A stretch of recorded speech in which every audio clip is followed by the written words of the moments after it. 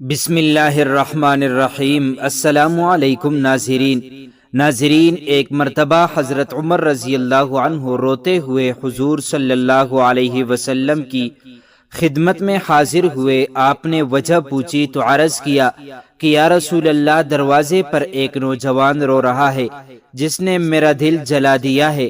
فرمایا یا عمر، اسے اندر لے آؤ۔ وہ نوجوان روتا ہوا حاضر ہوا۔ حضور صلی اللہ علیہ وسلم نے اس سے رونے کی وجہ پوچھی۔ کہنے لگا یا رسول اللہ، میرے گناہوں کا ڈھیر مجھے رولا رہا ہے اور مجھے جبار سے ڈر آتا ہے کہ وہ مجھ پر غضبناک ہوگا۔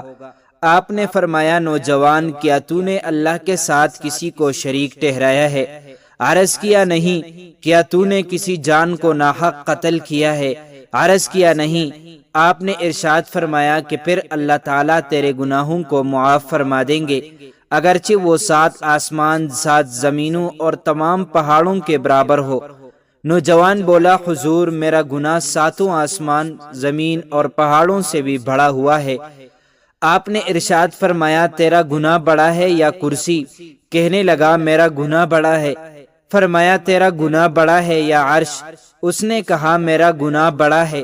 ارشاد فرمایا تیرا گناہ بڑا ہے یا تیرا اللہ یعنی اس کی عفو؟ کہنے لگا ہاں البتہ میرا اللہ اور اس کی عفو بہت بڑی ہے۔ پس ارشاد فرمایا کہ گناہ عظیم کو خدائے عظیم ہی معاف فرمائے گا جو بہت ہی عفو درگزر کرنے والا ہے۔ پھر فرمایا ذرا اپنا گناہ تو بتا۔ اس نے عرض کیا یا رسول اللہ، مجھے آپ سے حیا آتی ہے۔ آپ نے پھر پوچھا تو کہنے لگا میں کفن چور تھا، 7 سال تک یہی پیشہ کیا۔ ایک دفعہ انصار کی ایک لڑکی فوت ہوئی، میں نے اس کی قبر کھودی اور کفن اتار کر چل دیا۔ تھوڑی دور گیا تھا کہ شیطان نے مجھ پر غلبہ پایا، میں نے لوٹ کر اس سے مجامعات یعنی زنا کر لی۔ وہاں سے نکل کر تھوڑی دور گیا تھا، کیا دیکھتا ہوں کہ وہ لڑکی کھڑی پکار کر کہہ رہی ہے اے جوان، تجھے قیامت کے دن جزا اور سزا دینے والے سے حیا نہیں آتی؟ جس وقت وہ اپنے کرسی فیصلے کے لیے رکھیں گے اور ظالم سے مظلوم کا بدلہ دلوائیں گے، تو مرنے والوں کے مجمع میں مجھے ننگا کر کے چل دیا ہے اور میرے اللہ کے روبرو مجھے بحالت جنابت حاضر ہونے پر مجبور کیا۔ یہ سنتے ہی حضور صلی اللہ علیہ وسلم اچھل کر کھڑے ہو گئے اور اس کی گودی میں ایک بھول رسید کی اور فرمایا او فاسق، تو بس آگ کے ہی لائق ہے، دفع ہو یہاں سے۔ نوجوان وہاں سے نکلا، 40 راتوں تک اللہ کے حضور توبہ کرتا مارا پھرتا رہا۔ 40 راتوں کے بعد آسمان کی طرف سر اٹھا کر کہنے لگا اے محمد صلی اللہ علیہ وسلم کے خدا، آدم و حوا کے معبود، اگر تجھے میری توبہ منظور ہے تو حضور صلی اللہ علیہ وسلم اور آپ کے صحابہ رضوان اللہ علیہم اجمعین کو اس کی خبر دے دے، ورنہ پھر آگ بیچ کر مجھے جلا دے اور آخرت کے عذاب سے نجات دے دے۔ اتنے میں جبرائیل علیہ السلام تشریف لائے، سلام کیا اور اللہ تعالیٰ کی طرف سے آپ کو سلام پہنچایا۔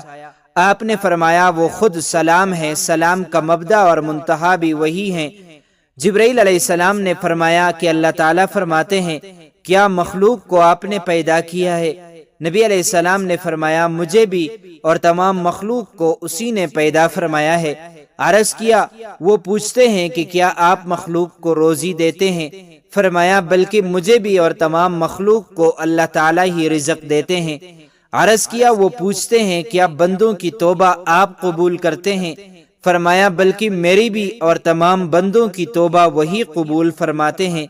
پھر کہا کہ اللہ تعالیٰ فرماتے ہیں کہ میں نے اپنے بندے کی توبہ قبول کر لی ہے، آپ بھی اس پر نگاہ شفقت فرمائیے۔ حضور صلی اللہ علیہ وسلم نے اس نوجوان کو بلا کر اس سے توبہ قبول ہونے کی بشارت سنائی۔ حضرت فقیہ ابو اللیث سمرقندی رحمۃ اللہ علیہ فرماتے ہیں کہ عقل مند آدمی کو اس سے سبق لینا چاہیے اور جاننا چاہیے کہ زندہ کے ساتھ زنا کرنا مردہ کے ساتھ زنا کرنے سے زیادہ گناہ ہے۔ اس کی معافی کے لیے حقیقی اور سچی توبہ کرنی چاہیے۔ دیکھیے اس نوجوان نے جب سچی توبہ پیش کی تو اللہ تعالیٰ نے اسے معاف فرما دیا۔ اور یہ بھی ضروری ہے کہ جس حیثیت کا گناہ ہو تو توبہ بھی اسی درجے کی ہونی چاہیے۔